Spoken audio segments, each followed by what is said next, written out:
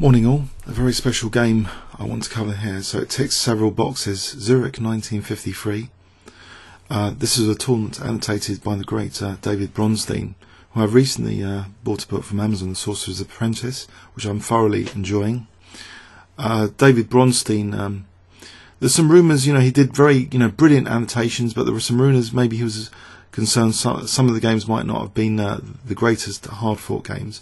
But we saw many original King's Engine ideas for the first time documented. The King's Engine coming in as a new workhorse for Masters.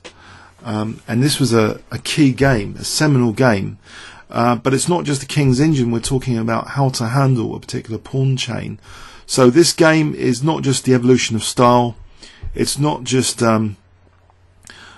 pawn structures, it's a model King's Engine game as well. So opening theory, historically important, just a very interesting all-round game. So let's have a look. Mark Taimanov playing white, plays d4. Miguel Najdorf plays the King's Engine defense. So ready for the new hypermodern system at the time. So black is conceding the center. Radical new idea for that kind of time, 1953. Knight f3, castles, bishop e2. We seem to have like the old mainline King's Engine, the classical system. So d5, knight e7. So notice the pawn chain.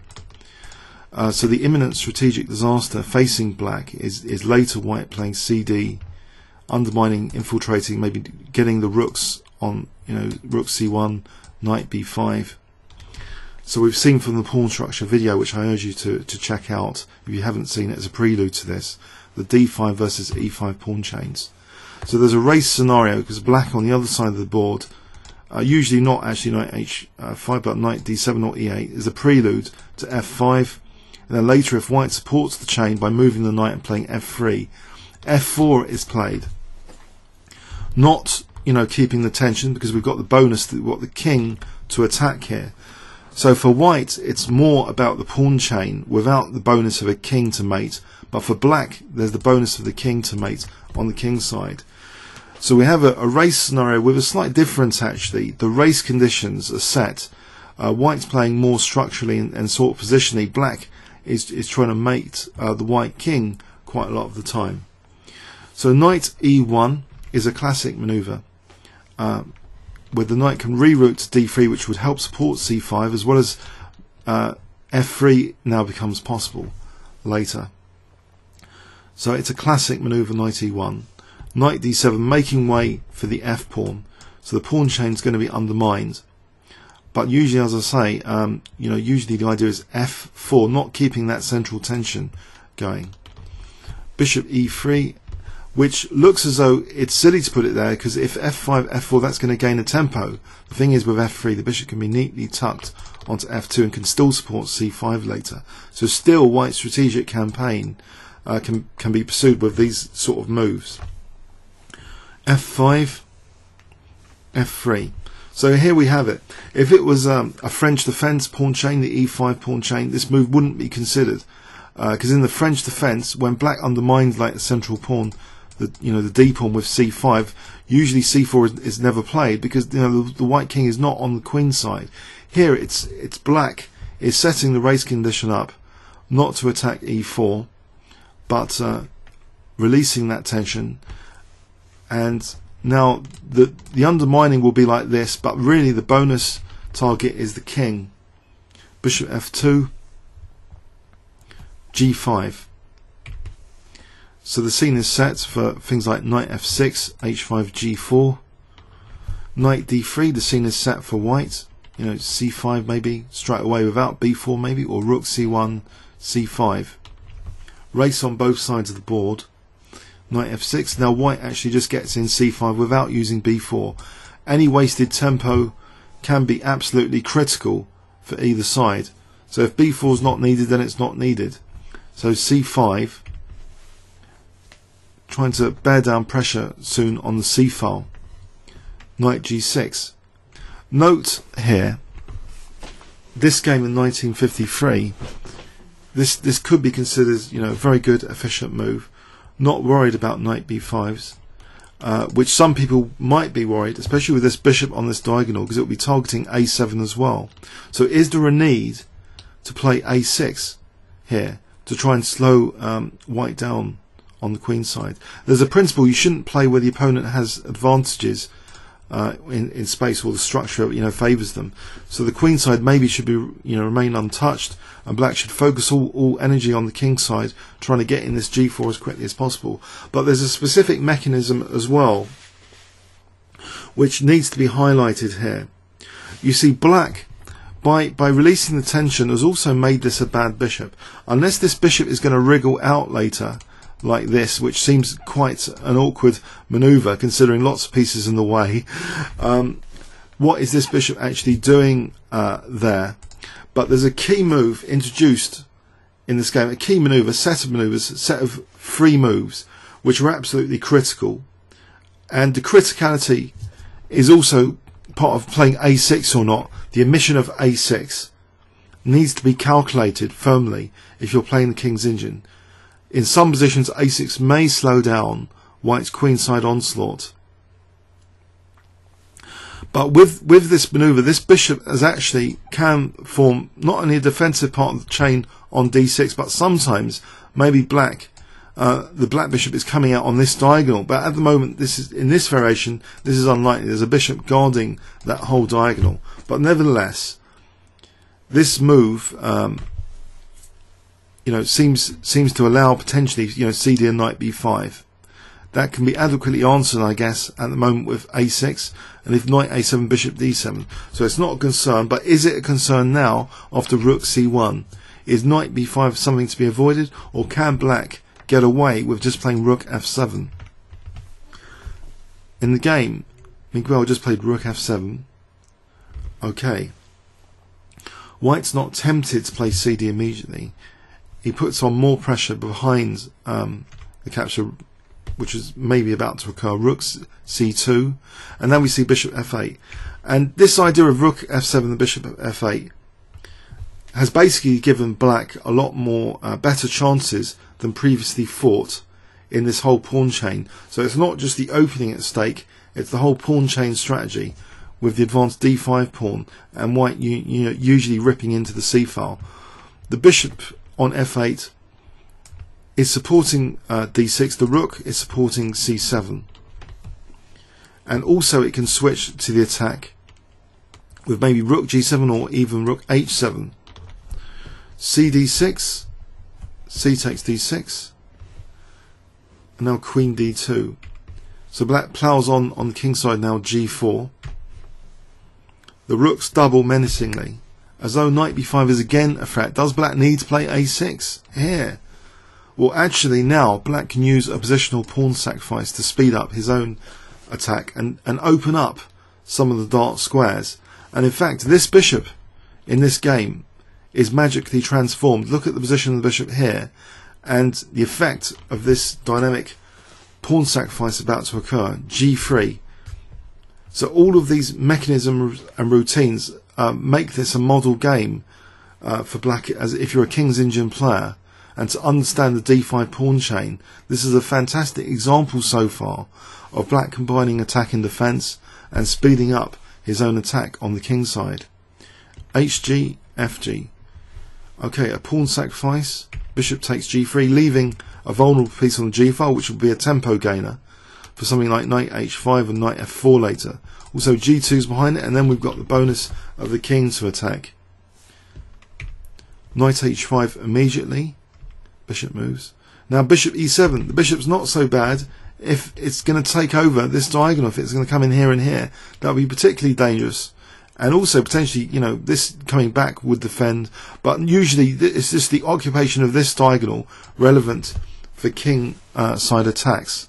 That's the important thing. Now that this bishop is on h2, if this bishop can get on this diagonal, it's got a target of a rook on c1 as a tempo gainer as well as the queen. So this is starting to be very dangerous for white. Knight b1 was played. I think we really need to check out now. Bishop g5 is not playable, I believe, because this knight b1 has unveiled a tactical threat. making bishop g5 impossible. Bishop d7 was played in the game, but let's just check that out. So if bishop g5 was played here, I think that would be a disastrous blunder. I think rook takes c8 is +3 for white. Rook takes c8.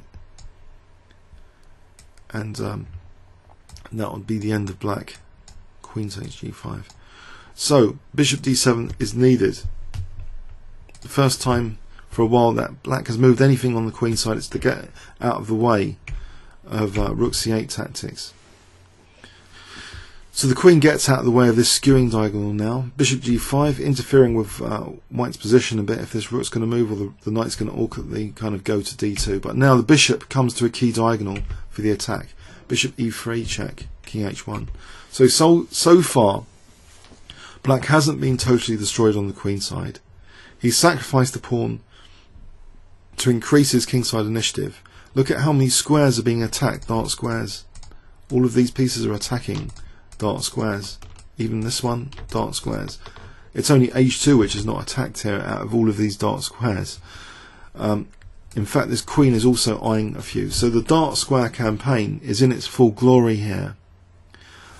So what can be used to another target? The g2 pawn is another target immediately for the g file. You know, something like rook g7 and a knight moves, and then g2.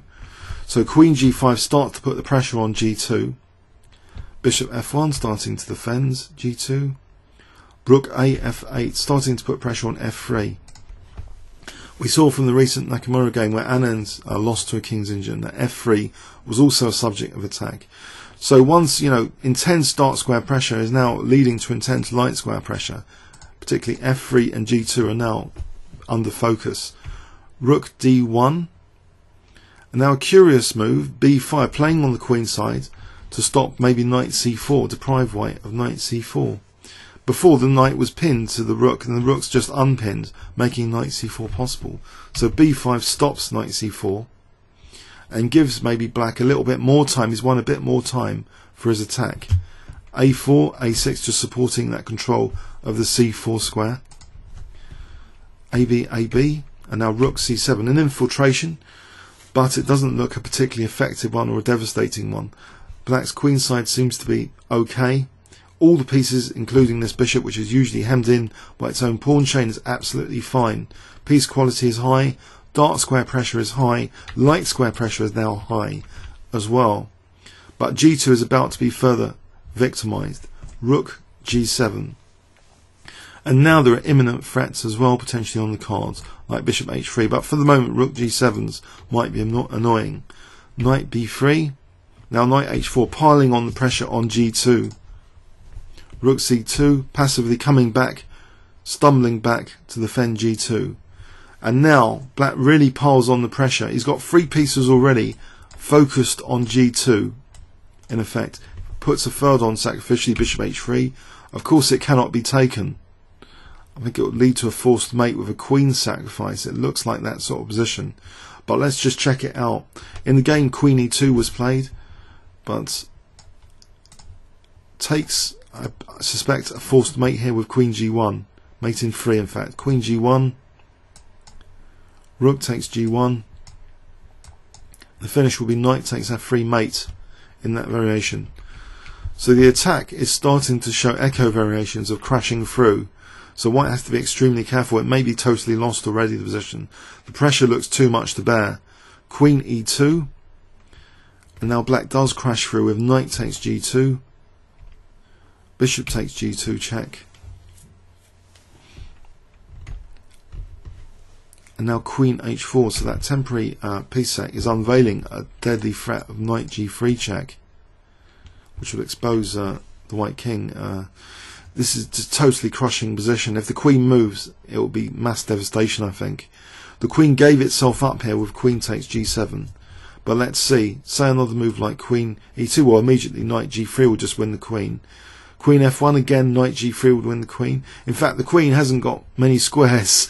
In fact, queen takes g7 might actually be the only move here to play. Unless the queen just stands still with rook e2, just allowing it to be captured. So queen takes g7 was played. King takes check, as though a bit of hijacking on the g file. but still the pressure is there. Knight E1 protecting F3. Knight comes in now attacking the rook. Rook G3. If rook G4, I think then queen F2, but let's just check that out. Here, rook G4. I think it's a pretty hopeless position here.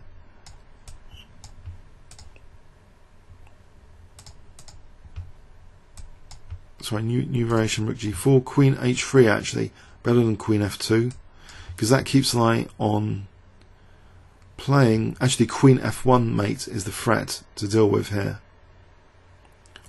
or mating attack with queen F1. So let's say knight D2. If rook C1, oh, that looks desperate. Let's say knight D2 here, rook G8, just getting rid of that rook, and white's defences look pretty torn apart. Knight E2 threatens actually knight G3 mating, so that's why I think it's going to be all over, and that's just desperate. So we don't have to look at that further. So it's a desperate situation. It's lost now, really. So in the game, knight F4, rook G3 was played, at least stopping queen H3. Bishop F2 after rook G4, now queen H3, threatening similar stuff to before. Knight D2 protecting F1. Now the rook's kicked with H5, and actually after rook G5, white actually resigned with this move. I think black just needs to play rook G8 now, and white's position just collapses. So let's just check again this. I think the best move is just simply rook G8. Oh no, queen H4 is also strong, or knight E2. Knight E2 threatens. Just knight G3 check, that's convincing enough. So knight D3 check would force rook takes G3, and it's all pretty bad, dismal, not much compensation for being queen down here. Okay, so this was a model King's Indian game, Zurich 1953. A lot of the games annotated in Bronstein's famous book for the tournament. So let's have a look again. So the D5 pawn chain, the race situation, was significantly made more attractive as a direct result of this classic game, because there was some key speed enhancing ideas used by black, and in particular not playing A6, part of that. So knight D5 never represented, it seems, a serious enough threat to represent the prophylaxis move A6, and that's very, very important for the King's Indian player to calculate in the specific positions that they have, that is this A6 needed or not. You don't want to waste any moves at all in this race scenario. The other strategy for playing the position with king H8, knight G8 is a bit slow actually, although that might be a typical French defence strategy in seemingly analogous positions. The fact that black's going to close up the position with F4 rather than keep the tension means that the dark square bishop exchange maybe isn't such a convincing strategy as often just playing F4 and temporarily blocking in the bishop and trying to wriggle it out later, because really the intention is to try and mate the white king quite often if white has castles on the king side. So G5, knight F6, no A6 from black, that's a key note. Knight G6 for the idea of rook F7 and bishop F8. So we have rook F7 and now bishop F8. So white's attack not actually doing anything at the moment. With the C7 square covered, knight B5 I think would be answerable with A6. Let's actually just check that briefly here. We didn't check that earlier. Knight B5,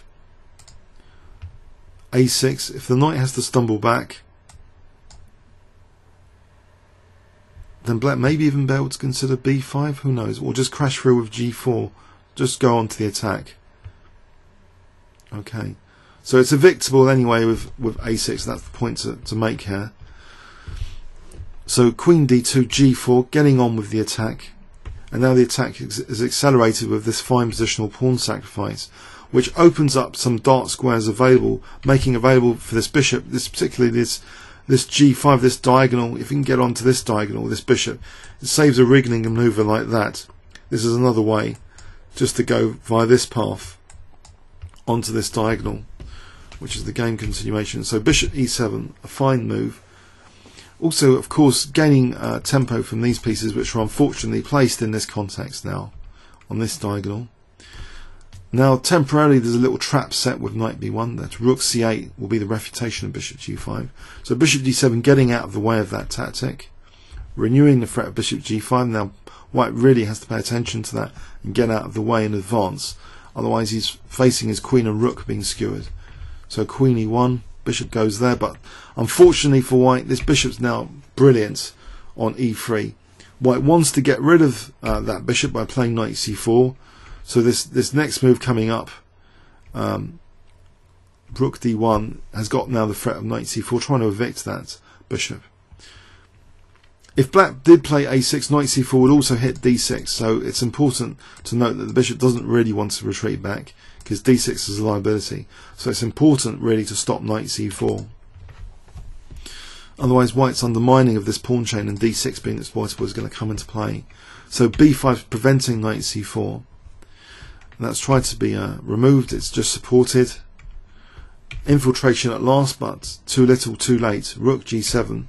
The dark square attack campaign is going to be showing up a light square campaign, particularly g2 directly now, is coming under severe pressure. So bishop h3. Look at all of black's pieces. This is a beautifully orchestrated attack, accelerated with the omission of a6, accelerated with a dynamic pawn sacrifice. A bad piece removed to be a brilliant piece on e3. That reversal of value sometimes occurs in winning games of the Dutch stone wall, where the bishop, seemingly bad bishop on c8, becomes the hero. It's like the bishop has been celebrated as a hero now on e3, forming an essential part of the mating net around white's king. So queen e2, and now, you know, a temporary piece sack, knight takes g2. Because it's stripping up the G file, and now after the simple move queen h4, it's technically very embarrassing for white. Where does the queen move without being lost to knight g3? The queen has to give itself up, and you know, black's ahead on material and still position. The king attack still raging on. The rook's futilely trying to sort of defend the king. It's not helping matters much for too long. After queen h3. f1 is now under fire, so knight d2 protecting f1. Now the rook's evicted, and here white resigned with the move rook g5, but knight e2 looks absolutely crushing because of knight g3 check. So that bishop a hero for the mating net, stopping the king ever coming out and supporting as well this knight g3 check. Beautiful stuff. A model game. I hope you can check out the d5 versus e5 pawn chain video, which I'll put in the reply link of both videos to each other. Okay, comments or questions on YouTube? Thanks very much.